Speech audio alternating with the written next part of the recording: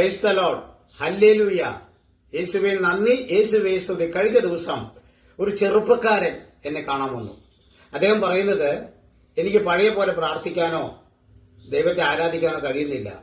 ഏതു സമയവും ഈ പ്രലോഭനങ്ങൾ വരികയാണ്, പ്രത്യേകിച്ച് പാപത്തിന്റെ പ്രലോഭനങ്ങൾ. അതെന്നെ വേട്ടയാടുകയാണ്.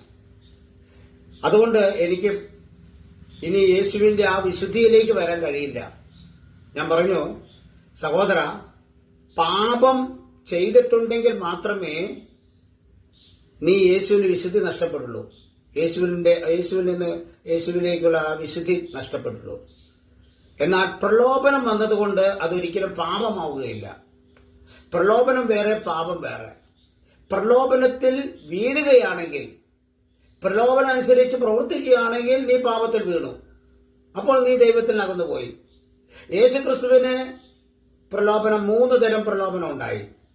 യേശു 40 ദിനരാത്രങ്ങൾ ഉപവസിച്ചു. 40 ദിനരാത്രങ്ങൾ ഉപവസിച്ചു.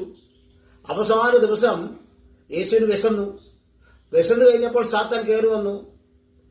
യേശുവിന്റെ വിശപ്പ് മുതലാക്കി സാത്താൻ 3 വാഗ്ദാനങ്ങൾ കൊടുക്കുകയാണ്. യേശുവിന് വേഗം മനസ്സിലായി. അതിന്റെ കാരണം എന്താ അറിയാമോ? സാത്താനെ തകർക്കാൻ യേശുവിന് സാധിച്ചത് 3 കാരണത്താലാണ്. ഒന്ന്, യേശു ഉപവാസവും പ്രാർത്ഥനയും നടത്തുന്ന ആളാണ്. ഉപവാസവും പ്രാർത്ഥനയിലും ആയിരിക്കുന്ന ഒരു മനുഷ്യനെ സാത്താന് തൊടാൻ പോലും പറ്റില്ല. 2, ദൈവവചനം ഉപയോഗിച്ചുകൊണ്ട് സാത്താനെ പരാജയപ്പെടുത്തി. ഇപ്പൊ ദൈവവചനം അറിഞ്ഞിരിക്കണം, ദൈവവചനം പഠിക്കണം, വായിക്കണം, പഠിക്കണം, അത് പ്രയോഗിക്കണം. 3, പിതാവായ ദൈവം യേശുവിന്റെ കൂടെ ഉണ്ടായിരുന്നു. അതായത് പിതാവിന്റെ ഇഷ്ടം യേശു ചെയ്തതുകൊണ്ട് പിതാവായ യേശുവിന്റെ കൂടെ ഉണ്ടായിരുന്നു. നമുക്കും ഇതുപോലെ ഈ 3 ആയുധങ്ങൾ ഉപയോഗിച്ചുകൊണ്ട്, യേശു ഉപയോഗിച്ച 3 മാർഗങ്ങളിലൂടെ നമുക്ക് പ്രലോഭനത്തെ അതിജീവിക്കാനും പരാജയപ്പെടുത്താനും യേശുവിന് കഴിഞ്ഞതുപോലെ നമുക്കും കഴിയും.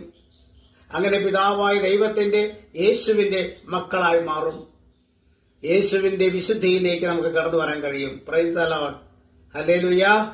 യേശുവേ നന്ദി, യേശുവേ സ്തുതി. അതുകൊണ്ട് പ്രലോഭനം ഒരിക്കലും പാപമല്ല. പ്രലോഭനത്തിൽ വീഴുമ്പോഴാണ് പാപം ജനിക്കുന്നത്. ഹല്ലേലൂയ. യേശുവേ